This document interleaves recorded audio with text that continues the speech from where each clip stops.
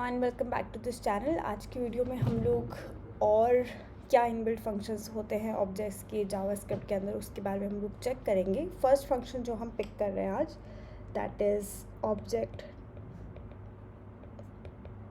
Dot assign. ठीक है, object dot assign एक ऐसा फंक्शन होता है जिसके अंदर बेसिकली आप ये करते हो कि एक ऑब्जेक्ट की वैल्यूज़ को एक दूसरे ऑब्जेक्ट के अंदर ट्रांसफ़र कर देते हो, या फिर आप ये मान लो कि एक ऑब्जेक्ट की वैल्यूज़ हम लोग दूसरे ऑब्जेक्ट के अंदर असाइन कर देते हैं, मतलब कि एक की वैल्यू लेकर के दूसरे ऑब्जेक्ट के अंदर प्रोवाइड कर देते हैं। ओके, फॉर एग्जाम्पल जैसे यहाँ पर है, मेरा फर्स्ट ऑब्जेक्ट है ए, सेकेंड ऑब्जेक्ट है बी। ठीक है, अगर मेरे बी ऑब्जेक्ट की वैल्यू है a:10 एंड ए ऑब्जेक्ट की वैल्यू है एम्प्टी ऑब्जेक्ट। ठीक है, तो ये जो फंक्शन है वो मुझे जो भी वैल्यू रिटर्न करेगा सी, ठीक है, इससे मुझे एक सी ऑब्जेक्ट रिटर्न किया, तो इस ऑब्जेक्ट की वैल्यू क्या होगी a:10। सो इट बेसिकली ये फंक्शन आपको हेल्प करता है एक नया ऑब्जेक्ट क्रिएट करने के लिए, जिसके अंदर आप अपनी कोई भी ऑब्जेक्ट की वैल्यूज़ को दूसरे एक टारगेट ऑब्जेक्ट के अंदर असाइन कर देते हो। ठीक है, सो ये वाला जो ऑब्जेक्ट होता है, this is basically known as your source object. ठीक है, ये आपका सोर्स ऑब्जेक्ट कहलाता है। ये जो ऑब्जेक्ट होता है ये आपका known as target object. Target object क्यों कहते हैं? क्योंकि इसके अंदर वैल्यू असाइन हो रही। सोर्स क्यों कहते हैं? क्योंकि सोर्स से हम लोग वैल्यूज़ को ले रहे हैं और टारगेट ऑब्जेक्ट के अंदर प्रोवाइड कर रहे हैं। ये जो होता है उसको कहते हैं हम लोग रिटर्न्ड आउटपुट। रिटर्न्ड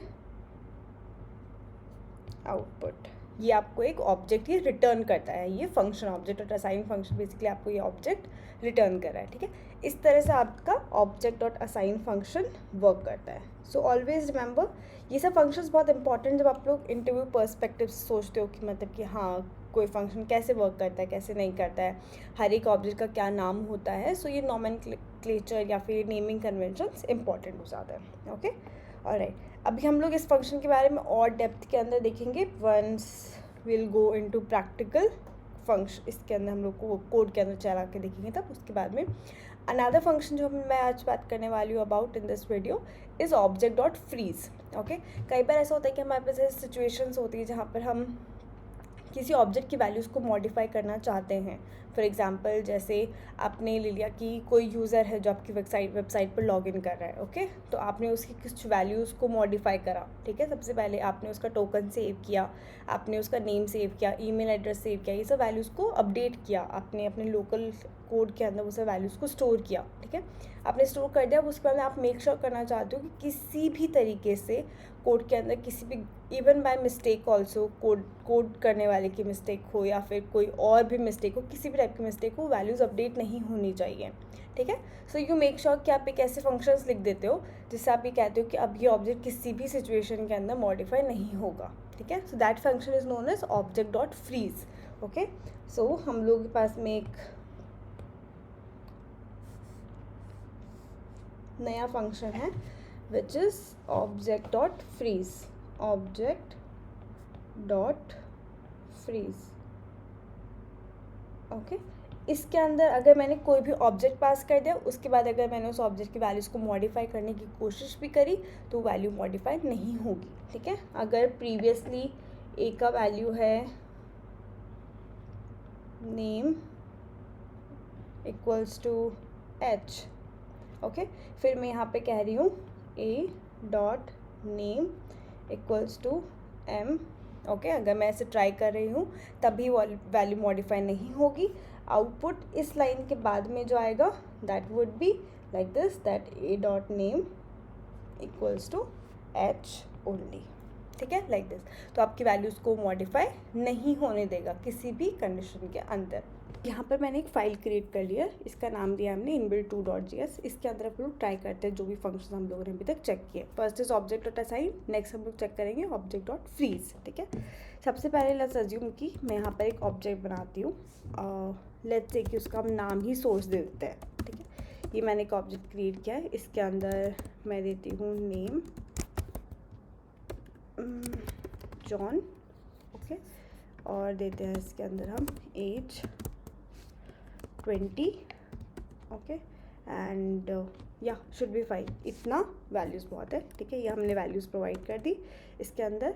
ठीक है, अब हम लोगों ने किया कॉन्स्ट रिजल्ट ये आपका रिटर्न आउटपुट होगा। ओके, ये हमने एक equals to and then object dot assign, ठीक है। और यहाँ पर हम लोगों ने टारगेट ऑब्जेक्ट साइड कर दिया, टारगेट एंड देन नेक्स्ट हम लोग क्या लिखेंगे, हमारा सोर्स ऑब्जेक्ट, ठीक है। हमने यहाँ पे टारगेट ऑब्जेक्ट की वैल्यूज़ नहीं डिफाइन करी है कि टारगेट क्या है, ठीक है। तो हम अभी कह रहे हैं कि अभी एक एम्प्टी ऑब्जेक्ट, हम इसके अंदर कोई भी वैल्यू नहीं प्रोवाइड करेंगे, एक एम्प्टी ऑब्जेक्ट है, तो टारगेट और रिजल्ट की वैल्यू हमेशा सेम होगी, ठीक है। आप चाहो तो ये रिजल्ट नहीं भी लगाओगे तो भी आपका जो टारगेट का आउटपुट है वही वैल्यू आपके रिजल्ट की भी होगी हमेशा। ये दोनों रेफरेंस के पॉइंट ऑफ व्यू के अंदर भी सेम होता है। इसका मतलब अगर मैं रिजल्ट और टारगेट को ट्रिपल इक्वल्स टू करूँ, हम लोगों ने ऑपरेटर्स नहीं पढ़े हैं अभी तक, पर अगर मतलब हम लोग इसके बारे में लेटर बात करें कि ये चीज़ ये होती है कि रिजल्ट और टारगेट दोनों जो मेमोरी लोकेशन होती है उसके अंदर भी दोनों सेम ही मेमोरी लोकेशन को पॉइंट करते हैं, ठीक है। So it is a good point कि रिजल्ट और टारगेट एकदम एग्जैक्टली सेम होते हैं। ओके, ये हमने कर दिया। फिर उसके बाद में हम लोग यहाँ पर चेक करते हैं कि रिजल्ट क्या है हमारा, ठीक है। सेव करो, यहाँ पे रन करो, नोड इनबिल्ट 2.js। आपकी वैल्यू क्या है यहाँ पे, node name John and then age 20, ठीक है। तो वेरी फर्स्ट थिंग ये हो गई कि आपने यहाँ पे टारगेट सेट किया, आप रिजल्ट देख लो या आप टारगेट देख लो, दोनों ही चीज़ें सेम होगी, ठीक है। इसको भी रन करके देख लेते हैं, तो दोनों की दोनों वैल्यूज एकदम सेम है, ठीक है। अब हम अलग केसेस के बारे में बात करते हैं कि फॉर एग्जांपल ये इस सिचुएशन के अंदर तो एक एम्प्टी ऑब्जेक्ट है, ठीक है, इसके अंदर कोई वैल्यूज़ नहीं प्रेजेंट है पहले से।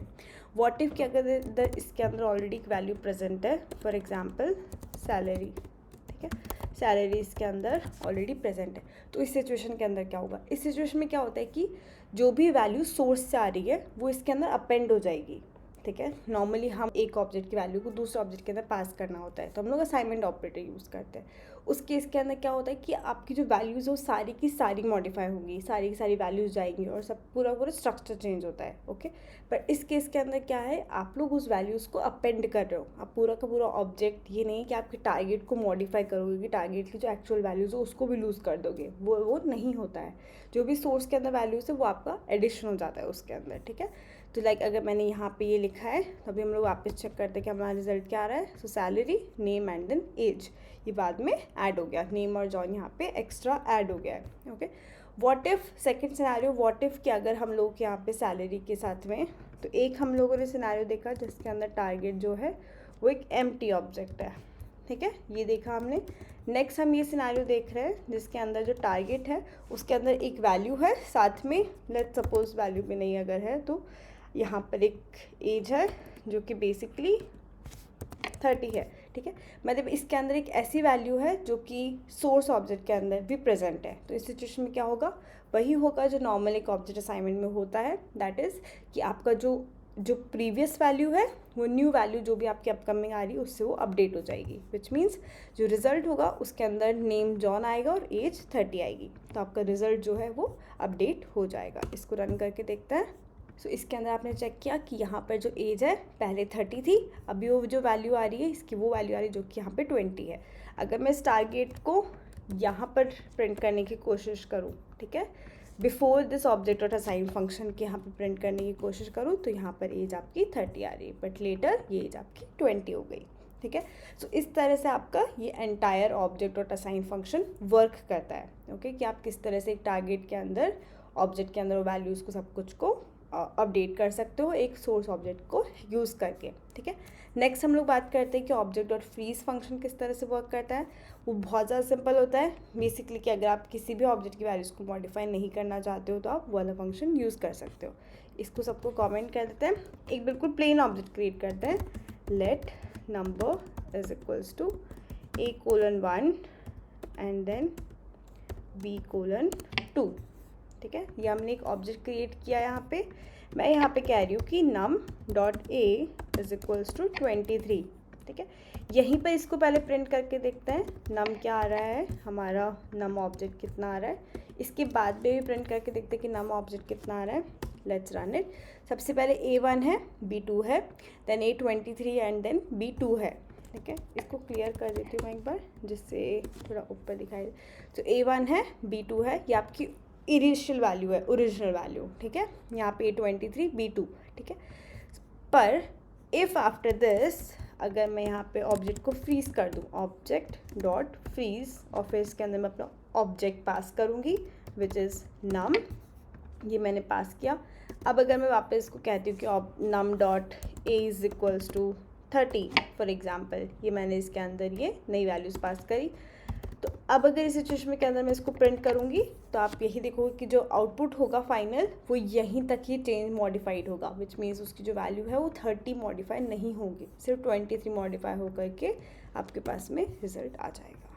तो जो थर्ड आउटपुट जो आ रहा है आपका वो 23 आ रहा है। अगर हम इसको भी मॉडिफाई ना करें तो आपका जो वैल्यू है वो हमेशा जो आपने स्टार्टिंग में दिया है वही वैल्यू आपका कंटिन्यू हो जाएगा, ठीक है। सो इस तरह से आपके असाइन फंक्शन और आपका फ्रीज फंक्शन वर्क करता है। बहुत इंपॉर्टेंट है, ऑब्जेक्ट के अंदर इनबिल्ट फंक्शंस बहुत कम है, एरेज के अंदर बहुत ज़्यादा थे, पर हम लोगों ने जो भी इंपॉर्टेंट थे ऊपर से हम लोगों ने वो सारे कवर कर लिए। In the coming videos now will talk about कि जावास्क्रिप्ट के अंदर ऑपरेटर्स किस तरह से वर्क करते हैं और क्या क्या ऑपरेटर्स एग्जिस्ट करते हैं। Thank you so much for watching, that's it.